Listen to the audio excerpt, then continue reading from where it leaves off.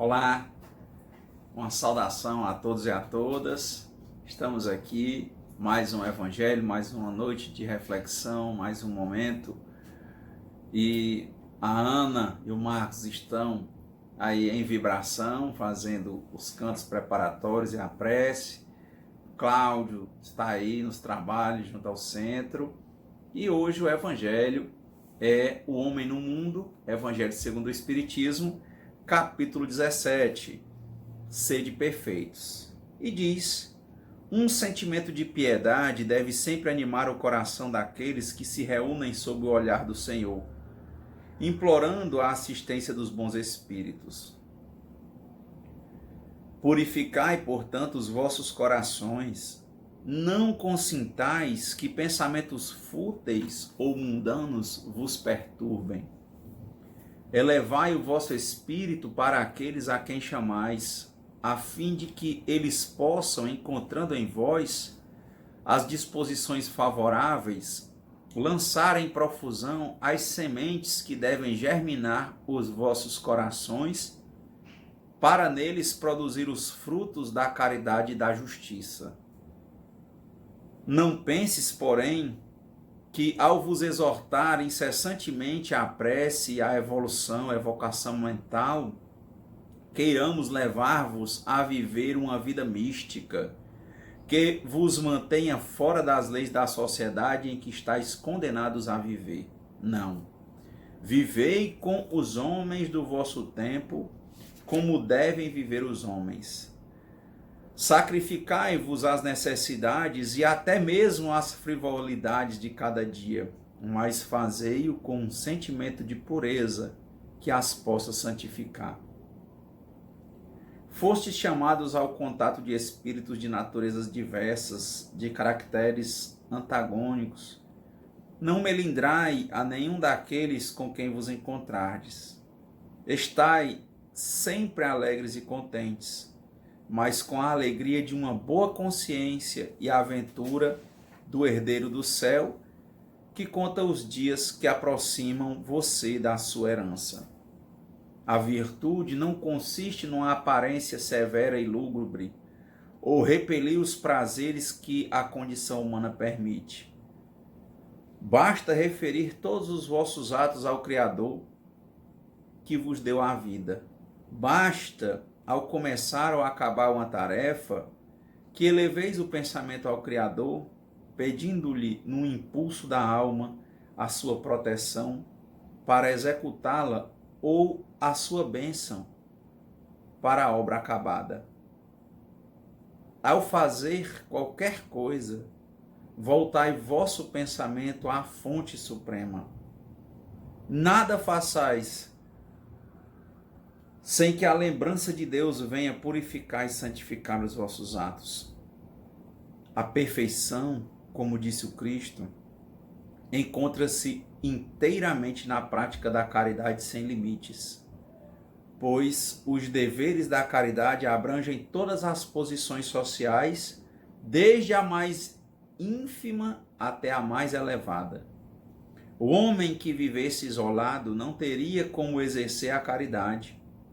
Somente no contato com os semelhantes, nas lutas mais penosas, ele encontra a ocasião de praticá-la. Aquele que se isola, portanto, priva-se voluntariamente do mais poderoso meio de perfeição. Só tendo de pensar em si, sua vida é a de um egoísta. Não imagineis, portanto, que para viver em constante comunicação conosco, para viver sob o olhar do Senhor, seja preciso entregar-se ao cilício e cobrir-se de cinzas. Não, não. Ainda uma vez, não. Sede felizes no quadro das necessidades humanas, mas que na vossa felicidade não entre jamais um pensamento ou um ato que possa ofender a Deus ou fazer que se vele a face dos que vos amam e vos dirigem. Evangelho muito tocante, principalmente porque para algumas pessoas às vezes leva logo a crítica, tem gente que lembra de alguns sacerdotes, lembra de monges, lembra de isolamento, não é? E acredito eu que essa crítica talvez não seja a mais adequada. Eu tive, por exemplo, uma época, fui a um evento na Europa e eu tive lá e havia exatamente onde teve Santa Teresa d'Ávila, e acho que eram as Carmelitas Descalças, salvo engano, e trabalhavam lá, elas eram enclausuradas, elas viviam na clausura, não é? E aí é interessante a gente entender, por exemplo, muitos monges que vivem nos mosteiros, a vida monástica, e entender o que é essa vida em isolamento. Alguns falam, por exemplo, diferenças entre solidão e solitude, por exemplo, em que a pessoa ela está solitária porque ela quis se isolar e aí ela ficou em solidão, e aquela pessoa que está em contato com ela e está em contato com o todo, fazendo a parte dela do lugar em que ela está. E aí tem a solitude. Ela pode, por exemplo, estar acamada num hospital. Às vezes o corpo inteiro impede que ela fale. Ela tem algum problema que a pessoa jura até que ela está em coma e não sabe de nada, mas às vezes o espírito está completamente consciente e não necessariamente está numa EQM, numa experiência de quase morte. E ali ela não se isolou, não se auto-isolou. Por algum desígnio do Criador, ela está naquela posição, mas ela pode, por exemplo, estar ali, não solitária, não isolada, mas pode estar em solitude. Ela pode estar em harmonia com o contexto, com a vida, e pode estar, por exemplo, se conhecendo, se percebendo cada vez mais, amadurecendo, desenvolvendo a paciência de estar naquela posição. Alguém, por exemplo, que às vezes está tetraplégico, e pode muito bem estar vibrando pelo universo. Eu vi uma história, eu estou fazendo um curso sobre o Evangelho com a irmã Aila, e ela conta lá um caso de uma pessoa que ela conheceu, que teve um acidente, parece que trabalhava com essa parte de eletricidade, que caiu de um caminhão e ficou tetraplégico. Ela disse que quer ver a alegria, a pessoa mais alegre que ela conhece, ela disse que é esse. Quer dizer, ele está lá parado, ele não tem condição de conviver, andar no mundo com as pessoas, trabalhar do mesmo modo, mas ele consegue no lugar dele emanar energias positivas que levam inclusive uma freira a repensar o valor da vida a cada momento, que ela já costuma fazer. Quer dizer, ele não está isolado, ele não está em isolamento, ele está em harmonia com o universo, ele está aceitando a posição dele, como as efemérides, esses insetos que nascem e a vida deles dura em torno de 24 horas. Quer dizer, ele tem toda uma vida para nascer, crescer, procriar e se transformar. Né? Quer dizer, ele muda a situação dele. Não é a questão dele, por exemplo, ter que viver 1000 anos. Não é a quantidade de tempo que a gente vive, mas como a gente vive. Não é compreender, por exemplo, o que é que está se fazendo isolado. Porque quantos isolados que tem que se isolam nas suas mansões, nos seus castelos, na sua vaidade, no seu orgulho, e, por exemplo, só estão preocupados com o estudo, por exemplo, intelectual só para eles, que não vai servir para ninguém. É algo que eles têm a televisão deles, a internet deles, o jogo deles, o desenvolvimento que eles acham que tem deles para com eles. Eles nem se olham, nem querem saber de ninguém, muitas vezes são muito arrogantes com as pessoas que mais os amam, com as pessoas até que mantêm, são responsáveis pela manutenção deles no lugar deles, mas eles vivem em um completo isolamento. Já não se compara, por exemplo, com um monge, que por vezes ele está dentro do mosteiro, está se desenvolvendo, ele está em harmonia com o universo, ele às vezes não come carne porque ele não quer, por exemplo, matar nada, quer dizer, quem não quer exalar a dor, quem não quer sentir a dor não vai exalar a dor, então não vai fazer dor. E aí ele, por exemplo, é vegetariano, ele já está fazendo uma parte dele, já imaginou? Diz que um dos maiores problemas da camada de ozônio, dos buracos, né, da questão do efeito estufa, do aumento da temperatura, do impacto climático, por exemplo, diz que vem das pessoas que comem carne. Por quê? Porque para sustentar, diz que principalmente o gado, né, a produção de gás que ele faz, quer dizer, altamente prejudicial para a camada de ozônio, para o meio ambiente. Quer dizer, mas ninguém percebe isso, são coisas sutis. Quer dizer, será que ali ele está isolado? Tá, não. Quando ele deixa de comer carne Pensando nisso, quer dizer, olha o evangelho, tudo que você for fazer, pense no Criador. Pense que você está em harmonia. Entregue o seu projeto que você está fazendo nas mãos dele. Entregue o seu trabalho nas mãos dele. Quando concluir o trabalho, entregue para ele. Então, quer dizer, na hora que ele está ali em meditação, se conhecendo, se observando e vibrando positivamente para o mundo, ele não está isolado. Na hora que ele deixa de comer carne, por exemplo, tomando consciência de que ali ele está preservando uma vida animal e que também está preservando o meio ambiente, por exemplo, e aí logicamente que a gente respeita quem come, quem não come, isso não é a questão, mas a intenção dele não demarca isolamento, demarca sintonia com o universo. Quantas pessoas depois dos estudos, por exemplo, que têm sido feitos, estão estudando hoje física quântica, e estão percebendo o poder da oração. Olha aí a questão do reiki, das vibrações de energia, a questão, por exemplo, das preces direcionadas.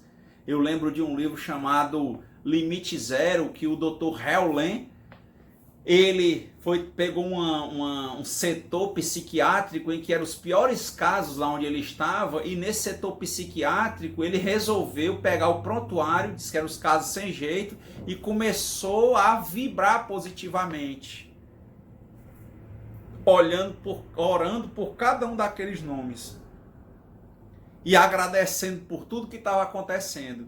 Ele se situou lá no lugar dele, dentro da casa dele, e dentro do escritório dele, dentro da clínica, no consultório, no hospital, onde quer que ele tivesse, ele não estava só ali, não se deve considerar uma questão dele fisicamente, mas ele estava dentro do contexto, vibrando por aquelas pessoas, e ele começou a perceber que quando ele zerava o pensamento dele, por isso que o nome é Limite Zero, não ficava pensando em passado nem futuro, ele ficava olhando para aquelas pessoas, não com o prontuário que trouxeram, dizendo que eram casos sem jeito, pessoas difíceis, gente que estava ali há muitos anos.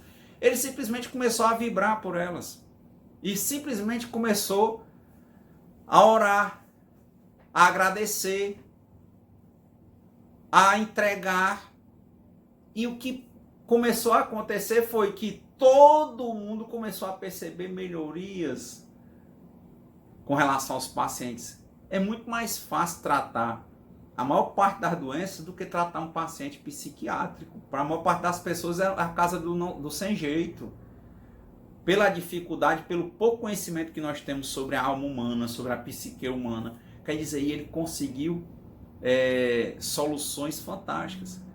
Talvez alguém que esteja escutando aí agora deve estar pensando, não, mas não tem cura, não tem jeito, né, a depender e tal, uma esquizofrenia e tal. Mas você imagina, como não tem jeito? Essa questão de não tem jeito é passado, ó, limite zero. Vamos zerar. E não ter jeito para o futuro também. Vamos deixar de pensar no futuro, vamos deixar de pensar no passado nesse sentido. Vamos viver o presente, vibrar no presente. Dentro de um presente em que a gente se entende junto com o Criador, junto com a criação. Eu vi um caso interessante, por exemplo, dessas questões de vivência no mundo, um caso psiquiátrico muito conhecido. Paulo Coelho, né, um dos maiores escritores brasileiros, sei que tem muita gente que critica, mas é membro da Academia Brasileira de Letras, é um dos homens vivos do Brasil que tem mais livros traduzidos em mais línguas do mundo, não é? Muito lido por grandes líderes, e o Paulo Coelho teve um momento da vida dele que ele ficou completamente louco, internado, numa situação dessa, ainda na época que tratavam com eletrochoque. E você vai ver, depois de tudo isso, Paulo Coelho virou o Paulo Coelho. Se tornou, para você pensar que fica o estigma da loucura e tal, mas o Paulo Coelho se tornou um guru, pode-se dizer assim, de grandes líderes, de presidentes de vários países do mundo, inclusive dos Estados Unidos. Lembro que deu uma notícia que marcou muito quando passavam, os presidentes andavam o livro dele, principalmente o Alquimista, com o livro embaixo do braço. E falavam, quer dizer, tomavam Paulo Coelho e tomam muitos ainda como um guru. Quer dizer, ele não era louco se fosse para seguir os padrões, né, dos homens no mundo que ficam vivendo passado e futuro, cheio de conceitos, cheio de estigma, achando que estão interagindo com as pessoas, mas estão cheios de conceitos que os isolam das pessoas. Eles estão perto, mas na verdade estão longe. Eles estão solitários, apesar de estarem no meio da multidão, a famosa prisão sem muros, e muitas vezes eles próprios não percebem. Quer dizer, como é que há sem jeito para o Criador? Como é que pode haver essa perspectiva do sem jeito para o Criador. Então, a vivência do homem no mundo, ela é fundamental, onde quer que ele esteja, desde que ele aprenda, como dizia o oráculo antigo, né? Conhece-te a ti mesmo, que ele conheça, se observe e veja qual é o lugar dele dentro do universo, qual é o papel que o Criador reservou para ele. Entregar o papel dele ao Criador no sentido de não é não fazer, mas no sentido de a cada passo agradecer pelo passo, a cada trabalho, a cada coisa, por menor que ele ache que seja, mas se ele está cumprindo o papel dele, inclusive com a satisfação e com a não reclamação, com a não autopiedade, ele já está fazendo muita coisa.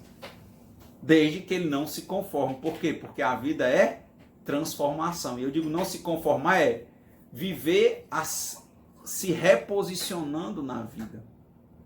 Aceitando cada fase, a fase da doença, a fase da saúde, a fase das dificuldades, a fase dos problemas, a fase de mudar de profissão, a fase de sair do emprego, às vezes a fase de sair do casamento, às vezes a fase de perder um filho, de perder um pai. Então tem que se reposicionar, não é? Essa questão constante da transformação da vida, né? O próprio sair do corpo material, voltar para o plano espiritual, depois sair do plano espiritual, voltar aqui para o plano material. Quer dizer, esse é o homem no mundo, porque o mundo não é só o planeta Terra, é o homem no universo. Ele é uma energia que flui, essa energia que está em todas as coisas, em todos os reinos. Para quem lembra aí dessas aulas que assistiu quando eram crianças, né? Os reinos animal, vegetal, mineral são reinos. Nós somos desses reinos criados. Isso é a ciência. Reino animal, vegetal, mineral. Então quer dizer, essa mesma força que faz a vida está em cada um dos reinos. E esses reinos interagem dentro do meio ambiente, que pela natureza já é equilibrado. Então, um ponto muito forte do Evangelho, quando a gente começa a encontrar esses trechos aqui. Por quê? Primeira situação é querer começar essa heresia da separatividade. Achar que, porque às vezes muitos espíritas são muito caridosos no sentido de estar na rua, de estar em contato com as pessoas, começar a querer achar que quem, por exemplo, está enclausurado, como as carmelitas descalças que eu falei, ou alguns que optam pela clausura, não estão, por exemplo, interagindo. Eles estão isolados.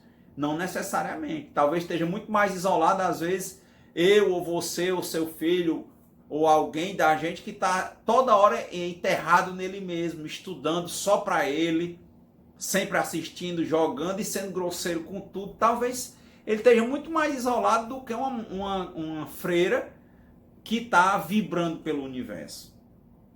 Então, é uma reflexão muito forte, muito interessante, porque estar no mundo não é só estar no planeta Terra. Estar no mundo não é só estar encarnado e também não é só estar desencarnado, por exemplo, para os espíritos desencarnados aí que estão ouvindo. Estar no mundo é estar integrado com tudo, com a criação e louvando ao Criador, fazendo cada um a sua parte. Muito importante. Muitas lições vêm de todos os membros de todas as religiões. E para as questões difíceis, é bom pensar, né, para os atos de violência, por exemplo, que surgem de alguns religiosos, é bom pensar que há ali provavelmente uma ignorância, uma incompreensão, mas que aquele texto que leva à parte espiritual, possivelmente ele não está dizendo que aquela pessoa está vendo, mas como quem está ferido fere, a ferida que ela tem faz ela enxergar de forma errada e ela sai replicando os erros da compreensão falha que ela tem. Essa é uma percepção que, a meu ver, é muito cara. Quantas coisas nós aprendemos, por exemplo, quando vemos esses que conseguem passar horas meditando. Tente, você que nunca meditou, meditar 1 minuto por dia para você ver como não é fácil. Olhar para si próprio. Outro dia uma colega disse que parou de frequentar determinados grupos que trabalhavam com emoções porque disse que ia se escutar, tá? E precisava ouvir o silêncio dela. E eu perguntei para ela, e você tem silêncio mesmo? Porque normalmente a pessoa está cheia de barulho. cheio de ideia dos outros, fica racionalizando exatamente para fugir dos tratamentos, para se isolar. Olha aí a palavra novamente. É o isolamento escolhido para não se tratar. Por quê? Porque quem está ferido fere. E a pessoa que está ferida tende a não dar o passo de reconhecer o tamanho da doença emocional que tem dentro de si. Né? O primeiro grande passo de todas as programações de 12 passos, por exemplo, é reconhecer a impotência frente a determinada coisa. Reconhecer não quer dizer negar. Reconhecer não quer dizer que é ruim. Reconhecer não quer dizer criticar. Reconhecer não quer dizer escolher. É simplesmente reconhecer.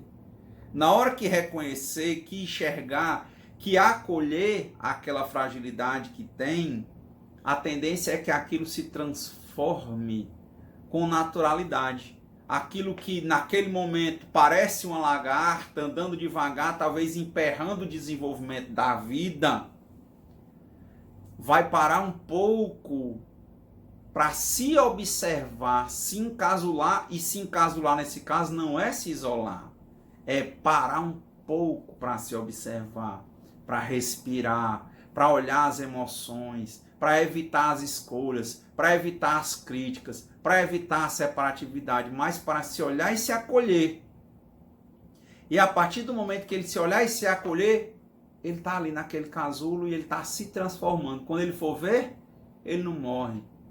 E nem ele estava isolado, ele estava interagindo, ele estava ajustando a posição dele dentro do universo, mantendo o centro dele e o centro dele interagindo com o Criador e com toda a criação.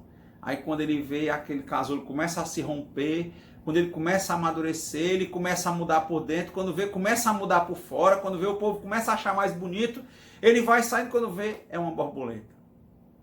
Então, é muito interessante saber conviver, saber ver, saber conviver consigo e saber ver as dores que tem, as fragilidades que tem, e não cair na armadilha da autopiedade, de ficar só se lamentando ou se achando pior, ou querer se condicionar a algo, porque condicionamentos cansam. Uma hora a gente não consegue mais seguir aquilo. É muito melhor compreender.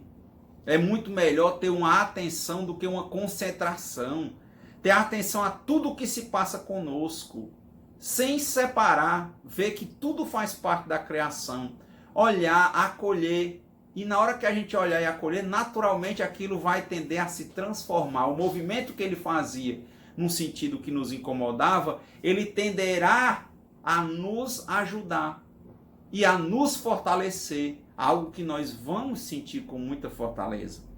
Esse é o homem no mundo. Ou seja, o isolamento não está em estar próximo das pessoas ou estar longe. Não tem como não poder ajudar quando a gente tem o papel de ajudar onde quer que a gente esteja, com a condição que a gente tiver e onde quer que a gente sinta algo em favor de alguém. Principalmente se a gente souber interligar isso com orações, com preces. Mas nós temos que exalar, nós temos que irradiar essa energia. E vamos começar a observar que se nós estamos com a nossa missão no mundo, o mundo tende a ser melhor. Por quê? Como a história do filho pródigo, né? Ele também era necessário ao pai, ele era fundamental ao pai. Quando ele quis sair, o pai deixou. Quando ele quis voltar, o pai ficou mais feliz e deu uma festa. Então, nós estamos fora do nosso eixo muitas vezes. E tudo à nossa volta começa a entrar em crise. Se nós entrarmos no nosso eixo e encontrarmos ou reencontrarmos o nosso papel e ficarmos sempre mantendo essa chama acesa, fazendo nossa parte para servir ao Criador, certamente tudo ao nosso redor vai mudar. Tinha uma historinha que eu vi de um gigante, diz que o gigante tinha sumido por algum, tinha ido visitar um parente, né? E ele tinha um jardim muito bonito e tinham crianças muito pobres que moravam perto do jardim do gigante. E aí, muitos anos que esse gigante não aparecia, e aí as crianças usavam aquele jardim como um bosque, como um parque para brincar. E o bosque era muito lindo. E mais borboletas vinham, e mais beija-flores, pássaros, coisas maravilhosas. E aquele canto que era formado pelo conjunto das crianças brincando todos os dias depois da aula, principalmente nos fins de tarde, né? Antes do pôr do sol. E um dia o gigante chega e fica irado quando vê, achou que aquilo era uma invasão e proibiu as crianças de entrar no jardim. Porque o jardim dele era lindo, que elas iam estragar o jardim. E aí, o que aconteceu? Os beija-flores foram embora, as borboletas foram embora, as plantas começaram a murchar, a alegria não estava mais lá e o jardim começou a perecer. Por quê? Porque ele não estava interagindo, ele isolou o jardim e ele com isso se isolou. Tudo aquilo, como diz o Krishnamurti, que você defende, por isso que a gente não precisa estar em luta, só se reposicionar. Tudo aquilo que você defende vai ser tirado de você. É para ser partilhado. E aí está com o Criador. E aí acabou que o gigante, quando percebeu isso, reabriu o jardim para as crianças e tudo voltou ao normal e ficou cada vez mais bonito. E ele deixou de ser sisudo e se tornou um grande amigo e defensor das crianças. Então, esse ponto, para nós, é um ponto de extrema relevância, né? Viver no mundo, evitarmos as críticas aos outros, às outras religiões especialmente, aos que acreditam em coisas diferentes das nossas e principalmente tentarmos trabalhar para que nós não nos isolemos, mas que nós aceitemos a posição de cada pessoa, como dizem aí os anônimos, viva e deixe viver.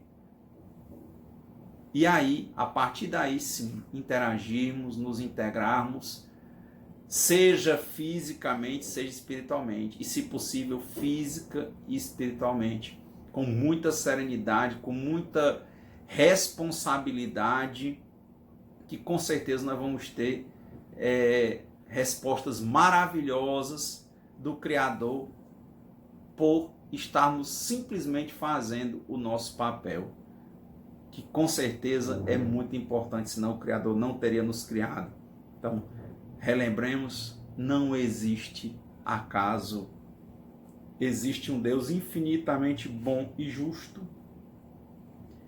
e que nos criou para sermos plenos e felizes.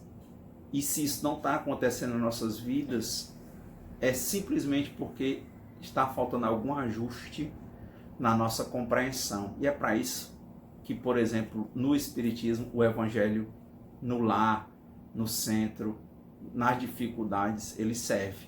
Para que nós sejamos provocados, não para decorarmos o Evangelho, mas para que nós sejamos provocados a nos observar, a nos acolher, a evitarmos o isolamento, a trabalharmos a atenção, com a atenção desenvolvermos a compreensão, mantermos a cada 24 horas o equilíbrio, mantermos o nosso centro e sermos cada vez mais úteis ao Criador junto à criação. Entendermos que nós estamos juntos com todos os outros reinos, que não é dizer que está no topo da cadeia alimentar que faz com que a gente esteja no topo da vida. Na verdade, nós estamos em pé de igualdade com toda a vida. Quem entende isso certamente cresce. Quem consegue se observar e trabalhar isso certamente tem muita serenidade no viver. E dificilmente vai pegar o barulho dos outros. Vai ser melhor do que ele mesmo a cada dia, sem querer ser melhor do que ninguém. Olha a importância das 24 horas. Evitemos a heresia da separatividade. Nos integremos com todos os reinos para além da humanidade. E entendamos a vida no mundo não só como o planeta Terra, nem só como a parte encarnada, mas nós interagindo com tudo. Por exemplo, aí quem está estudando constelação familiar, vê a questão das constelações. Nós integrados com tudo.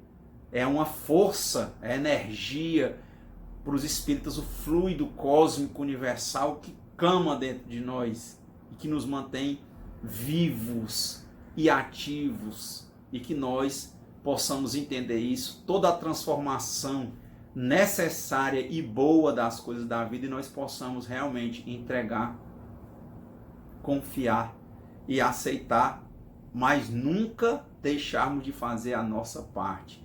Por menor que ela pareça ser, como um paraplégico que está o tetraplégico, vibrando bem, estando bem consigo, essa parte é muito importante. Não existe parte pequena. Veja aí o problema da pandemia. Algo tão pequeno, só visto por microscópio como um vírus, pode barrar um sistema que tem mais de 250 anos. É uma grande resposta. Como o próprio planeta, nessa freada, por exemplo, diz que pássaros estão voltando, os açudes estão sangrando porque está sendo utilizado menos água, porque estava em muita desperdício de água, principalmente com um sistema que às vezes traz usos não sustentáveis. Então, como disse Paulo, vê tudo, retende o lado bom, entrega, confia, aceita e agradece.